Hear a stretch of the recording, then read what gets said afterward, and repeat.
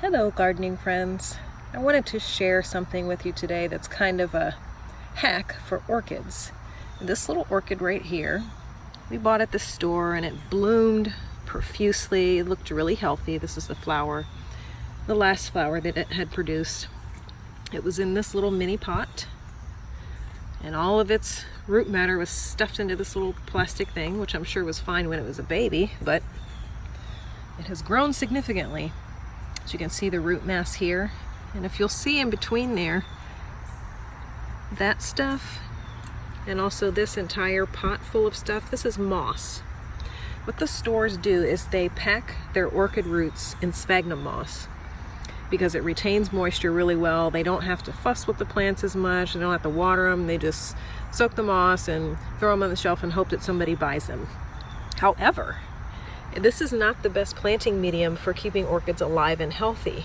These roots want air exposure. They need aeration. See this root up here that looks the healthiest of them all was actually out of the pot, outside of the pot, just hanging in midair. So orchids need air on their roots. They don't grow in wet bogs of moss in nature. They grow on trees with a lot of their roots exposed. So what you want to do, if you get an orchid from the store, immediately take it out, unpack it, look at the roots, see if they've packed it in sphagnum moss, because they probably have. Pull it all out of there, get it all out, and if any of the roots look rotten, see how these look decayed, snip those off with a nice sharp pair of shears from Sears. Clean up the roots so that they're all green and healthy looking like this one. And this one, though it's a bit dehydrated, is a healthy root. It just needs a little bit of water. And then repack it in wood chip, orchid mix, or something of the like in a pot like this, where the roots can have exposure to air. And when it's time to water it, don't just dump water into the potting mix.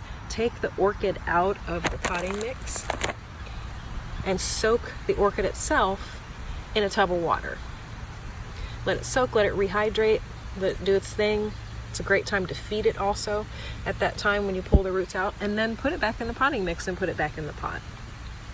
And that will keep your orchid alive so that you get more than just one session of beautiful orchid blooms. The retailer's job is to sell you stuff, not to keep your plants alive. Keep that in mind. Bye for now.